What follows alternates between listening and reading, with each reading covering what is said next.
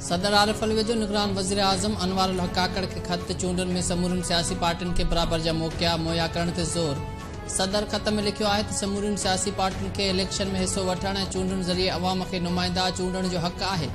आज़ाद ख़ुदमुख्तियार ऐं मुनसफ़ाणियूं चूंडूं करणु निगरान हुकूमत जी ज़िम्मेवारी आहे। मुनसफ़ाणी चूंडूं जमहूरियत मुल्क ऐं अवाम लाइ मुनासिब ज़रियो आहे। सदर पंहिंजे ख़त सां गॾु PTI जी उमर अयूब जे लिखियल ख़त जी कॉपी बि माणे छॾी।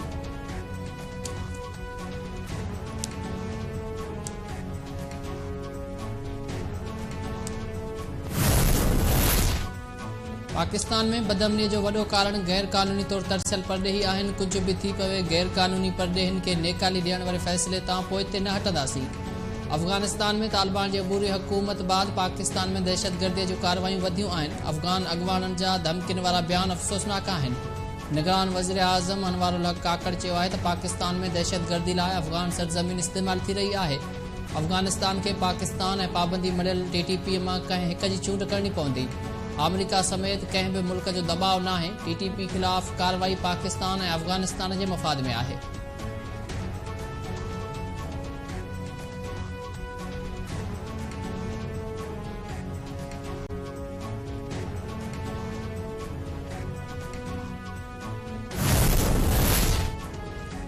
मुल्क में को गैर कानूनी शहरी किंज रही सघे थो, रियासती पॉलिसीअ में मदाख़लत नथा करे सघूं। सिंध हाई कोर्ट गैर कानूनी तौर तरसियल अफ़गाननि खे नेकाली ॾियण ख़िलाफ़ दरख़्वास्त ते ॿुधणीअ खां माज़रत करे छॾी। स्टे ऑर्डर ॾियण खां बि इनकार।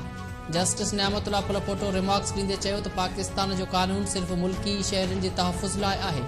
वीज़ा ख़तमु थियण खां पोइ को बि परॾेही हिक ॾींहुं बि मुल्क में किंज रही सघे थो। छा कंहिं पाकिस्तानीअ खे वीज़ा ख़तमु थियण बाद को ॿियो मुल्क रहणु ॾींदो?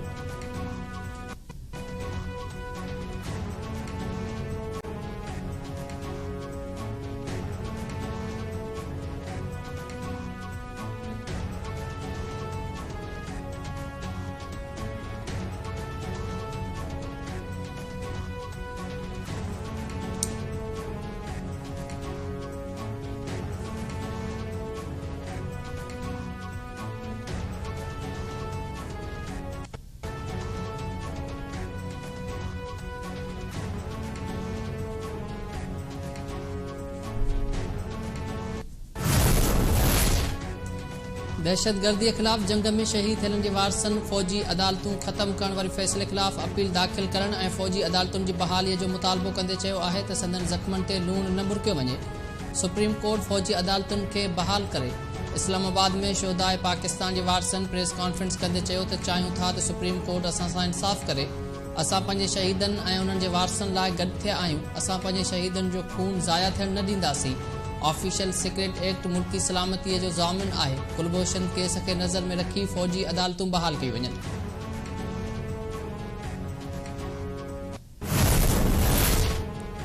चैम्बर में वेठल शख़्स सुप्रीम कोर्ट नाहे हूंदो, न ई चैम्बर में अदालती कार्रवाई हलाए सघिजे थी। चीफ जस्टिस चैम्बर में सिंगल जज तौर किंज धुरियुनि खे घुराए केस हलाए सघे थो। चीफ जस्टिस काज़ी फ़ाइज़ ईसा जा हिक केस जी ॿुधणी दौरान रिमार्क्स। जस्टिस सतर मिनला रिमार्क्स ॾींदे चयो त ह्यूमन राइट्स सेल ऐं सुप्रीम कोर्ट में फ़र्क़ु आहे। मां हाई कोर्ट में हिक फ़ैसिले में ह्यूमन राइट्स सेल खे गैर कानूनी करार ॾिनो आहे। चीफ जस्टिस कानूनी दायरे खां ॿाहिरि मामलनि ते नोटिस नथो वठी सघे। अदालत अॻूणे चीफ जस्टिस साकिब निसार जी चैम्बर में कयल फ़ैसिलनि खे गैर कानूनी करार ॾेई छॾियो।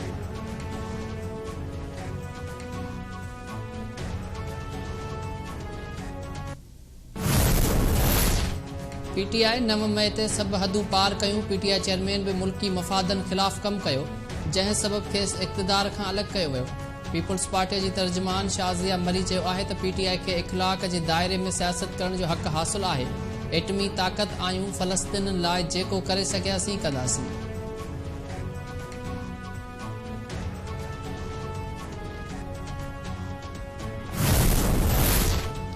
गज़ा में सब कुछ तबाह कंदड़ इसराइली फ़ौज जा हमला बंद न थिया। ताज़नि हमलनि में नसीरात ऐं अलशियाती पनाहगाहनि में रहाइशी कैंपनि खे निशानो बणायो वियो। केतिराई फ़लस्तीनी शहीद ऐं ज़ख़्मी। रेड क्रॉस मूजिबि इसराइल जान बचाईंदड़ तिबी काफ़िलनि ते बि हमला कया आहिनि। गॾियल क़ौमनि जो चवणु आहे त उत्तर गज़ा में खुराक जो सख़्तु बहिरान थी वियो आहे।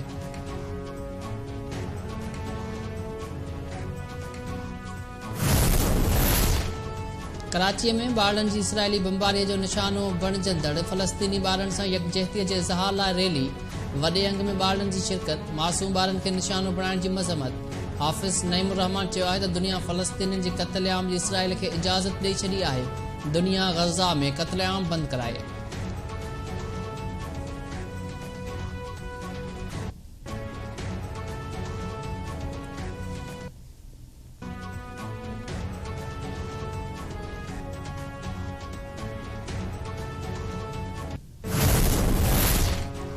Sindh high court municipal officers जी तकरारी नतीजनि ख़िलाफ़ दरख़्वास्त ते धुरिन खे नोटिस जारी करे छॾिया।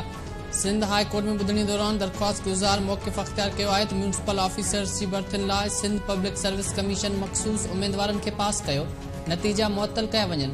अदालत चीफ सेक्रेटरी ऐं सिंध पब्लिक सर्विस कमीशन खे नोटिस जारी कंदे 16 नवंबर ते जवाब तलब करे वरितो। रानीपुर जी पीरानी हवेलीअ में क़त्ल कयल मासूम नींगरी फातिमा फरड़ो वारे केस जो हतमी चालान पेश। ख़ैरपुर जी अदालत जवाबदारनि ते 24 नवंबर ते फ़र्द जुर्म लागू करण जो फ़ैसिलो ॿुधाए छॾियो। जवाबदार पीर फ़याज़ शाह, पीर असद शाह, हिना शाह ऐं इम्तियाज़ मिरासीअ खे पुलिस अदालत में पेश कयो।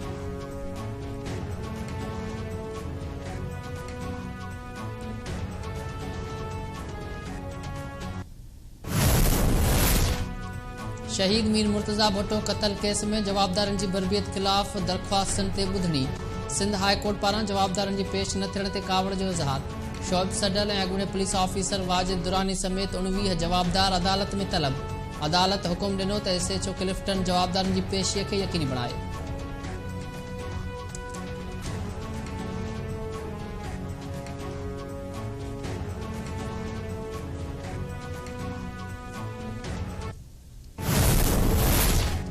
टंडोजाम में हदखिलनि ख़िलाफ़ ऑपरेशन, शहरनि ऐं पुलिस में छिकताण, ॻोढ़ा आणींदड़ गैस जो इस्तेमाल।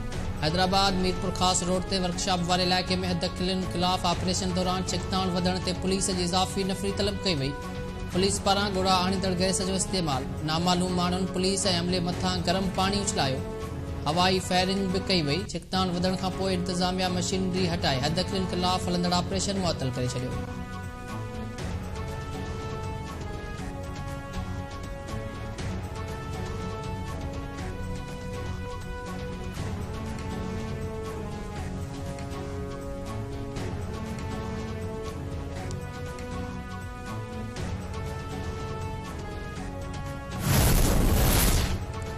मीरपुर माथले में हथियारबंदनि हथां नौजवान क़त्ल, ॻोठ इलाही बख्श भेरी वासी शहमीर भेरीअ खे हथियारबंदनि फायरिंग करे क़त्ल करे छॾियो। फुल वेझो ज़मीन जी मालिकी वारी तकरार तां बि लाशारी बिरादरी जे ॿिनि धुरियुनि में जहिड़ो। फायरिंग में हिकु ॼणो मारिजी वियो, 2 ज़ख़्मी। मक़तूल नूरनंग लाशारी जो लाश अस्पताल में पोस्टमार्टम बाद वारसनि वाले।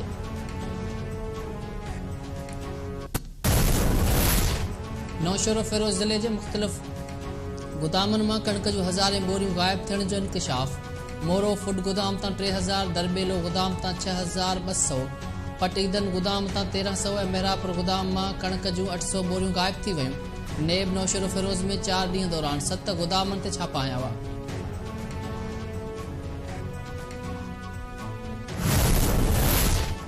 बाड्रा जे मेन बाज़ार में FIA जी कार्रवाई, वापारीअ खे गिरफ़्तार करण जी कोशिश। शहरनि मज़ामत करे हिकु वापारीअ खे छॾाए वरितो।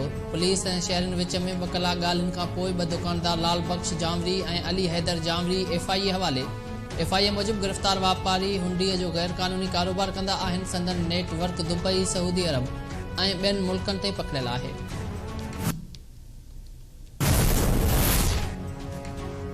ऐं क्रिकेट वर्ल्ड कप में इंग्लैंड नीदरलैंड खे मैच खटण लाइ 340 रन्स जो हदफ़ ॾेई छॾियो। इंग्लैंड मुक़ररु ओवर्स में 9 विकेट्स जे नुक़सान ते 339 रन्स उठायूं। इंग्लैंड जे बेन स्टोक 108, डेविड मिलान 87 ऐं क्रिस वोक्स 51 रन्स उठायूं। हदफ़ हासिल करण लाइ नीदरलैंड जी बैटिंग जारी।